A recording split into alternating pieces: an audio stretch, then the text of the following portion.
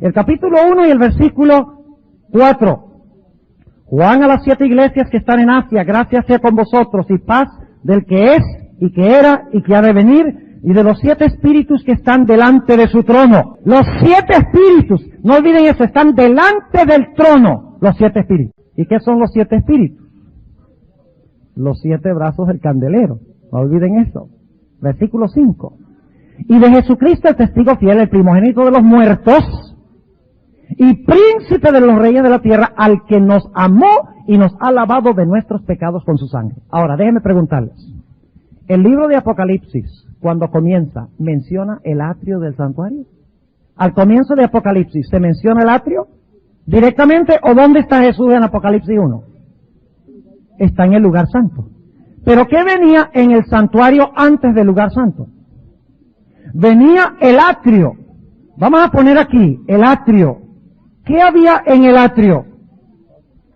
Ahora ustedes, para ampliar más esto, tendría que conseguir la serie sobre el santuario, porque este es el énfasis que yo le doy un énfasis estructural al santuario. Diferente que estudiar los símbolos individuales, que representa el candelero, que representa la mesa de los panes, etcétera. Eso es un estudio fascinante, muy bonito.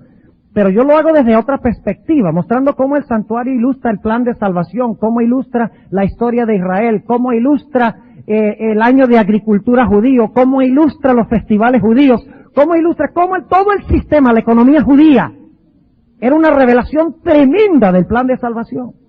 Ahora, en el atrio, ¿cuántos muebles había? Habían 2. Estaba el altar del sacrificio y ¿qué más? El lavacro. Ahora, ¿qué representa el altar del sacrificio? ¿Qué se ofrecía en el altar del sacrificio? El cordero, la sangre del cordero, ¿verdad? ¿Y qué representaba el lavacro? Se le llama el lavacro de la regeneración. ¿Qué es eso? ¿Qué significa la palabra regeneración? Es bautismo. ¿Y qué pasa en el bautismo? ¿Qué simboliza el bautismo? Representa muerte y ¿qué? Y resurrección. El altar representa ¿qué? Muerte. Y el lavacro ¿qué? Resurrección, regeneración. Somos bautizados del agua. Somos bautizados del agua para muerte y del espíritu cuando salimos de las aguas. Ahora fíjense cómo nos dice aquí que el Señor Jesucristo ya hizo eso cuando está en el lugar santo. La última parte del versículo 5 dice, al que nos amó y nos ha lavado nuestros pecados con su sangre. Es decir, que el atrio está ¿dónde? En el pasado. Pero vamos a empezar leyendo en el versículo 12. Y me volví a ver la voz que hablaba conmigo. Y vuelto vi 7 candeleros de oro. ¿Qué obra había hecho Cristo ya? Según leímos. Había muerto y ¿qué? Y resucitado. Y usted dice, ¿cómo sabemos que resucitó? Fíjense el versículo 17. Y cuando yo le vi, caí como muerto a sus pies, y él puso su diestra sobre mí, diciéndome, no temas, yo soy el primero y el último. Y el que vivo y he sido muerto. Muerte y ¿qué? Resurrección. Y ahora en el capítulo 1, en el versículo 12 me dice, me volví a ver la voz que hablaba conmigo y vuelto vi 7 candeleros de oro. ¿Dónde está? ¿Dónde estaban los 7 candeleros? Las 7 luces. En el lugar santo. ¿Delante de qué? Delante de un trono. ¿En cuál apartamento? ¿Dónde quedaba el candelero, pues? En el lugar santo. ¿Dónde debe quedar entonces el trono si está delante del candelero? En el lugar santo. Dice aquí que Jesús está caminando en medio de los candeleros. ¿Los candeleros dónde estaban en el santuario? En el santo. Y como los candeleros están delante del trono, ¿dónde debe estar el trono? En el santo también. Claro que sí. Es decir, que en el santuario hay 2 símbolos para el trono de Dios. Uno en el santo y uno en el santísimo. Ahora sigamos leyendo. Versículo 13. Y en medio de los 7 candeleros, uno semejante al Hijo del Hombre. Ah, ¿quién es este? ¿Que se le parece a Juan? ¿Ustedes creen que Juan sintió emoción cuando vio esto? Óigame, él está ¿dónde? En la tierra. ¿Y qué ve? Ve a Jesús caminando en medio de los candeleros. Y dice, ¿será que viene otra vez ahora tan pronto? Porque dijo, vendré otra vez. Pero cuando termina el libro de Apocalipsis, Juan se da cuenta que falta mucho todavía. Y dice, ven Señor Jesús. Hay algo anormal cuando Apocalipsis comienza, porque Cristo está en el cielo, mientras que Juan y la iglesia están en la tierra. Eso no es lo ideal, ¿verdad? De que estén separados, no es lo ideal. Empieza Apocalipsis 1 con separación. Sí, Cristo en el cielo, ministrando entre los candeleros, pero ministrando espiritualmente en las iglesias, que son el reflejo del candelero, en la tierra, ¿ven? Es decir, en el cielo está el candelero literal y en la tierra está el reflejo, que son las iglesias.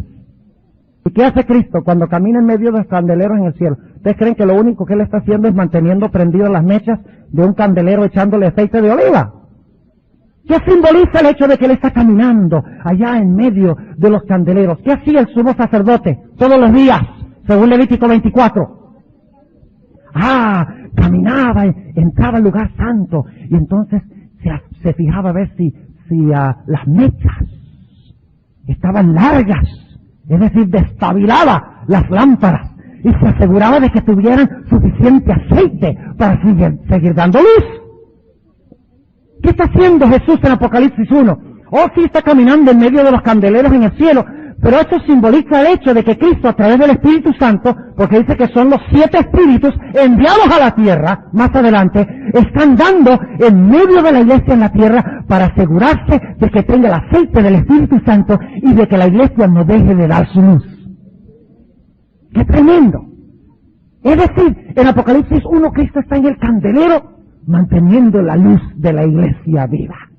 Él en el cielo personalmente, presente espiritualmente en la tierra. Pero Juan anhela estar físicamente con Jesús. Ahora fíjense lo que sigue diciendo, versículo 13.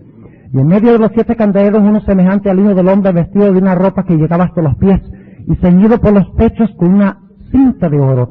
Y su cabeza y sus cabellos eran blancos como la lana blanca, como la nieve, y sus ojos como llama de fuego. Y sus pies semejantes al latón fino, ardientes como en un horno, y su voz como ruido de muchas aguas. Y tenía en su diestra 7 estrellas, que son los 7 pastores de las iglesias. Y los 7 ángeles en el cielo que ayudan a los pastores. Tiene reflejo terrenal. Y de su boca salió una espada aguda de 2 filos. Y su rostro era como el sol cuando resplandece en su fuerza. Y cuando yo le vi, caí como muerto a sus pies. Y él puso su diestra sobre mí diciéndome, no temas, yo soy el primero y el último. Y el que vivo y he sido muerto. Y he aquí que vivo por los siglos de los siglos. Amén. Y tengo las llaves del infierno. Mejor traducción es el sepulcro. Del sepulcro y de la muerte. Es decir, que en Apocalipsis 1... encontramos a Cristo en el cielo y tenemos a su iglesia ¿dónde? En la tierra. Cristo físicamente en el cielo, espiritualmente en la tierra. Mientras que los hijos de Cristo están físicamente en la tierra y ¿dónde? Sus mentes están espiritualmente con Cristo en el cielo. Pero este es un abismo que no es normal. Porque Cristo no solo quiere estar espiritualmente con nosotros, sino que quiere habitar físicamente con nosotros. Ahora, ¿qué fue lo que prometió Jesús en Juan 14? ¿Voy pues a hacer qué cosa? Me voy de vacaciones por 2000 años. ¿Qué significa eso? Voy pues a preparar lugar para vosotros.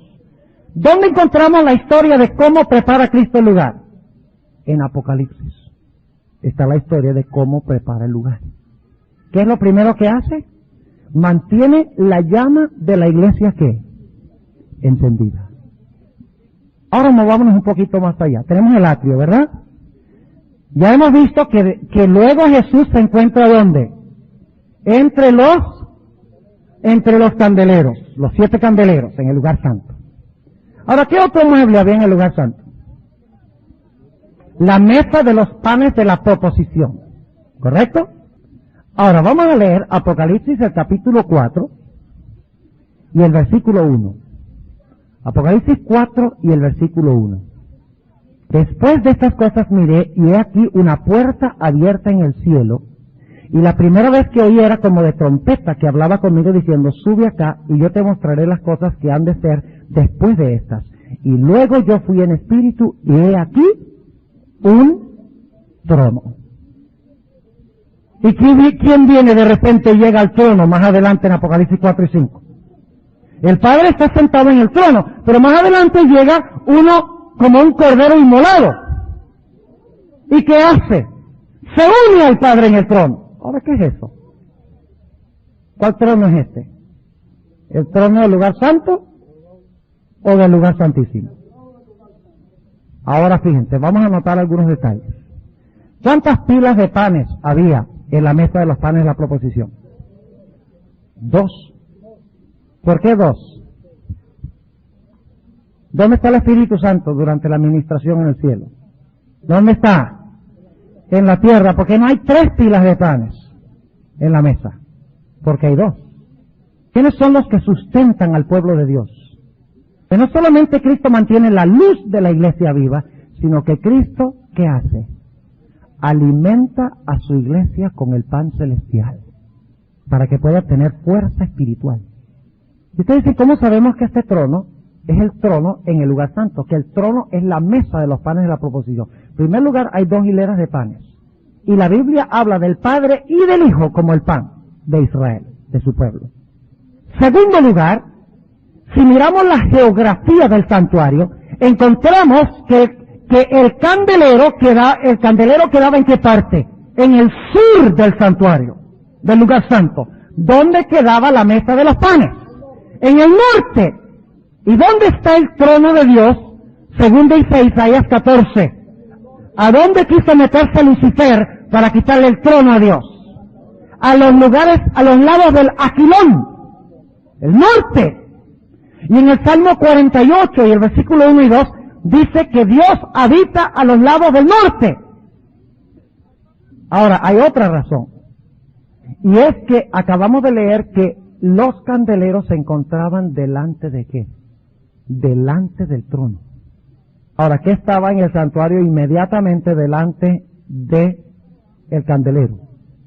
Estaba exactamente adelante o enfrente del candelero. La mesa de los panes de la proposición.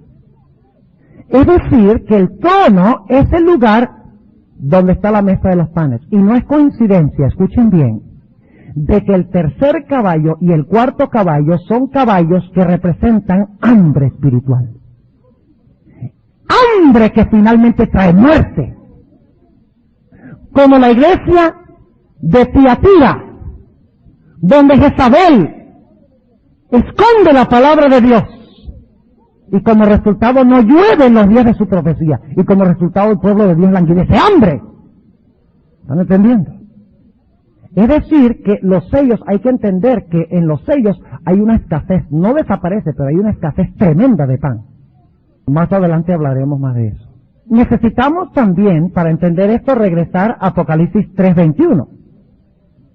Para contestar un poquito más este asunto de qué es este trono, si está en el lugar santo o el lugar santo. ¿Creen ustedes que Cristo se sentó encima del candelero?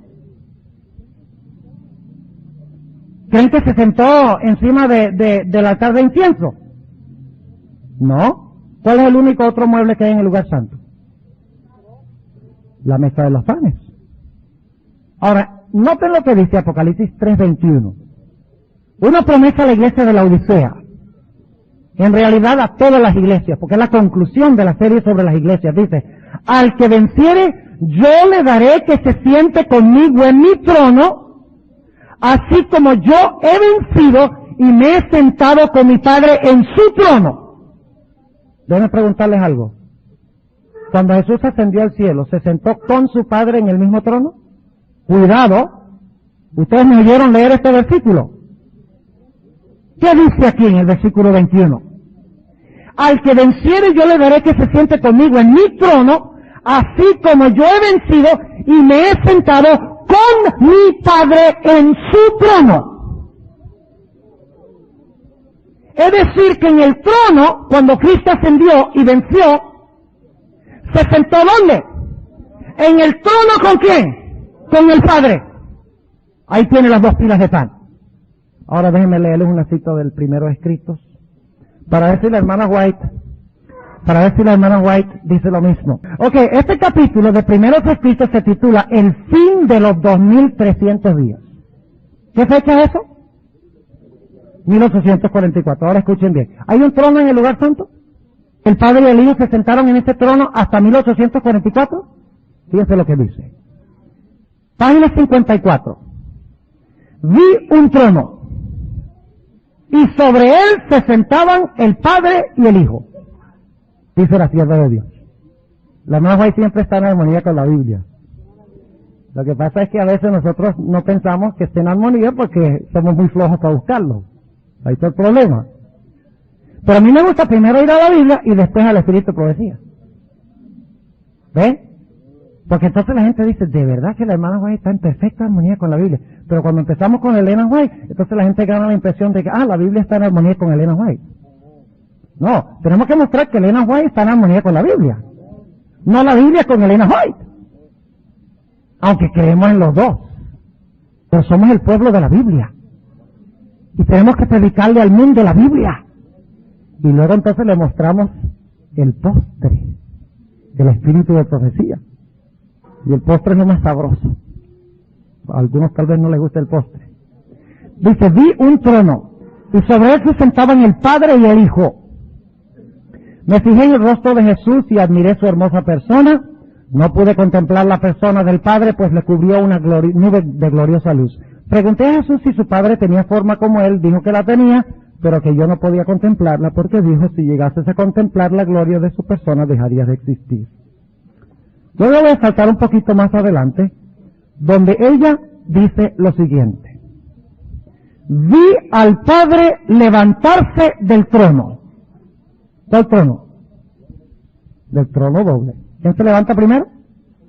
El Padre. Muy bien. Y en un carro de llamas entró en el lugar santísimo. Si entró al lugar santísimo, ¿dónde estaba en el trono antes? En el santo. No tenemos que tener mucha inteligencia para saber eso. Vi al Padre levantarse del trono y en un carro de llamas entró en el lugar santísimo al interior del velo y se sentó. ¿Hay un trono en el lugar santísimo también? Claro que sí. Entonces Jesús se levantó del trono. Y la mayoría de los que estaban prosternados se levantó con él. Y luego entonces dice que Jesús entró también en el carro de llamas que había recogido al Padre y lo había llevado al lugar santísimo. Ahora recogió a Jesús y lo llevó a donde el Padre había sido llevado. Y Jesús también entró al lugar santísimo. ¿Dónde estaban entonces hasta 1844? En el lugar santo. ¿Cuál es el trono entonces? La mesa de los panes de la proposición. Ahora yo sé que hay algunos teólogos que no creen eso. Yo creo que cuando ustedes, además de los puntos que hemos mencionado, cuando ustedes ven el panorama final, yo creo que ustedes van a estar de acuerdo conmigo. Es decir, que la escena de los sellos se realiza ¿en qué apartamento? En el lugar santo. Es decir, que los sellos están relatando eventos históricos que empiezan con el ministerio de Jesús en el lugar santo. ¿Me estoy haciendo claro? Algunos colocan los sellos después del cierre de gracia. Problema serio con eso. Porque los sellos están en el marco de la obra en el lugar santo, no en el lugar santísimo. Es importante entonces conocer la estructura. Vital. Ahora, ¿qué mueble queda faltando del lugar santo? Lugar, el altar del incienso. ¿Verdad? ¿Cuál mueble esperarían conseguir de próximo en Apocalipsis? El incensario. Ahora veamos cómo empiezan las trompetas. Las iglesias empiezan con Cristo entre los candeleros. Los sellos comienzan con Cristo en la mesa. Y las trompetas empiezan con Cristo en el altar. Es decir, que la primera sección de Apocalipsis, su énfasis es histórico. La historia de la iglesia. Ahora fíjense, Apocalipsis 8 y el versículo 3. Y otro ángel vino y se paró delante de ¿qué? Del altar. ¿Cuál altar? Es del incienso, sigamos leyendo. Teniendo un incensario de oro. Y le fue dado mucho incienso para que lo añadiese a las oraciones de los santos, de todos los santos, sobre el altar de oro que estaba delante del trono. ¿Dónde está el altar? ¿En qué parte? En el lugar santo. Y pertenece a los dos lugares. Es el punto de transición. Y por esa razón, algunos no entienden por qué en Hebreos el altar de incienso está en el lugar santísimo. Sencillamente porque el altar de oro, la función era, aunque estaba en el lugar santo, era llevar las oraciones de los santos encima del velo al lugar santísimo. Su función tiene que ver con el lugar santísimo. ¿Ve? Entran los pecados del pueblo a través de la oración. Entran al lugar santísimo para que Jesús interceda por ellos. Ahora, ¿qué tenemos entonces? Jesús, y fíjense que las iglesias, los sellos y las trompetas son tres maneras diferentes de mirar el mismo tiempo histórico. ¿Verdad? Pero cada uno tiene una perspectiva diferente, porque en Apocalipsis 1 al 3 el énfasis es que Cristo mantiene la llama de la iglesia viva. Nunca se ausenta completamente el Espíritu Santo. El énfasis en Apocalipsis 4 al 8:1 es que Cristo, a pesar de que la iglesia cae en apostasía, a pesar de que hay persecución contra los hijos de Dios, Cristo siempre mantiene el pan de vida vivo en la iglesia. Siempre sustenta a su iglesia. Eso lo veremos en los sellos. Y Apocalipsis capítulo 8 es que a pesar de que los hijos de Dios son perseguidos, y ultrajados y maltratados, sus oraciones son oídas ante el trono de Dios. Aunque pecan, abogado tienen con el Padre, a Jesucristo el justo. Es decir, que tenemos en Apocalipsis 1 hasta Apocalipsis el capítulo 10. En las tres series tenemos la labor de Cristo en el lugar santo. Pero ahora escuchen lo que voy a decir. Cada vez que una de estas series, aunque estas series se desarrollan en el flujo de la historia desde los días cuando Cristo va al lugar santo a ministrar, aunque empiezan allí, revelan el flujo de la historia, y escuchen bien, cada vez que la serie llega al número 6, hay un vistazo del lugar santísimo. Como diciendo que hacia allá es que se mueve la visión. Ilustremos eso un momento. La iglesia de Filadelfia. ¿Qué se le da a Filadelfia? ¿Qué se le pone adelante? Una puerta abierta. ¿Y a dónde conduce esa puerta abierta? Al lugar santísimo. ¿Y el sexto sello qué es? ¿Hay un paréntesis en el sexto sello? Cuando habla del sexto sello, que viene la destrucción sobre el mundo, dice, pero antes de que venga la destrucción, es necesario que los siervos de Dios sean ¿qué? Sellados. ¿Y cuándo empieza el sellamiento? En el año 1844. Primero el sellamiento de los muertos y luego el sellamiento de los vivos. Fíjense, nuevamente cuando llega al 6, dice, hay un paréntesis aquí. Y tengo que mostrarles lo que está pasando en el lugar santísimo, el sellamiento. Los muertos, bueno, cuando sus casos son investigados, si ellos se muestra que aceptaron a Cristo, su suerte es decidida para vida eterna. Por eso el juicio comienza con los muertos. ¿Verdad? Y se examinan los casos si el individuo se muestra digno de la salvación, y digno en Cristo, no en él mismo, pero digno de la salvación, entonces Cristo reafirma y confirma su nombre en el libro de la vida, para resurrección de vida. Y luego al final del juicio investigador va a sellar entonces a los vivos. Ahora, en la sexta trompeta pasa algo también muy interesante. Hay una interrupción. Y la interrupción es nuevamente para hablar del lugar santísimo. Un presagio de lo que vendrá. Y ustedes dicen, ¿dónde está la interrupción en las trompetas? La interrupción está en Apocalipsis 10. El librito. ¿Y cuándo pasó eso? 1844. O sea, tenemos razón como adventistas nosotros en nuestra interpretación profética. Está en la estructura de Apocalipsis. No lo estamos inventando, ahí está. De que Cristo en la tierra hizo la obra del atrio. Luego ascendió al lugar santo. Ahí está en la primera parte de Apocalipsis. Pero toda su obra conduce y dirige finalmente hacia ¿qué? Hacia la culminación en el lugar santísimo del santuario. Ahora viene otra pregunta. ¿Qué es el próximo mueble que esperarían ustedes encontrar en el santuario? ¿Ya han visto que desempeñó la obra del atrio? ¿Ves? Murió por nuestros pecados, yo soy el que vivo, resucitó en el lavacro, lo vimos ya manteniendo la luz de la iglesia viva, lo vimos sustentando a la iglesia en la mesa de los panes, lo vimos en el altar de incienso, presentando las oraciones de sus hijos ante su padre. ¿Cuál es el próximo mueble que esperarían encontrar? El arca del pacto. Ahora vamos a Apocalipsis 11:19. Sorpresa de sorpresas. Fascinante esto. ¿Sí o no? ¿Ya saben dónde ubicar los sellos? Los sellos vienen en el tiempo de angustia, cuando están cayendo las plagas. ¿Ah? Las trompetas son al final, durante el tiempo de angustia. No, señor. Son históricas, cuando estudiamos la estructura. Ahora, fíjense Apocalipsis 11:19, que es la culminación de la séptima trompeta, de la serie de las trompetas.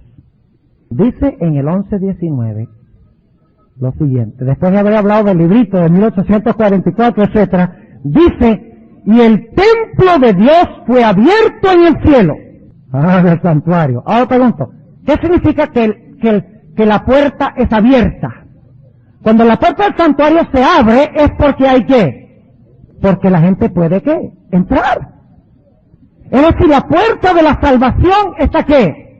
Abierta. En un momento vamos a ver, para el que quiera, en un momento vamos a ver que esa puerta se va a cerrar.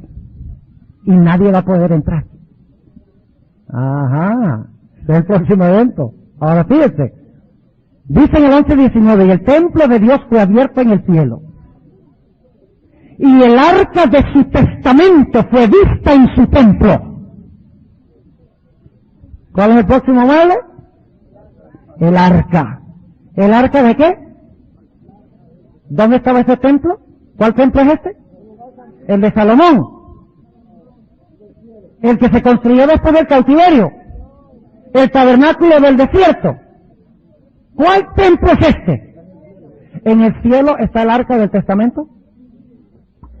Porque en el Antiguo Testamento el arca del testamento del pacto son intercambiables las palabras. En el Antiguo Testamento se le llamaba el arca del pacto porque adentro estaba el pacto, los 10 mandamientos.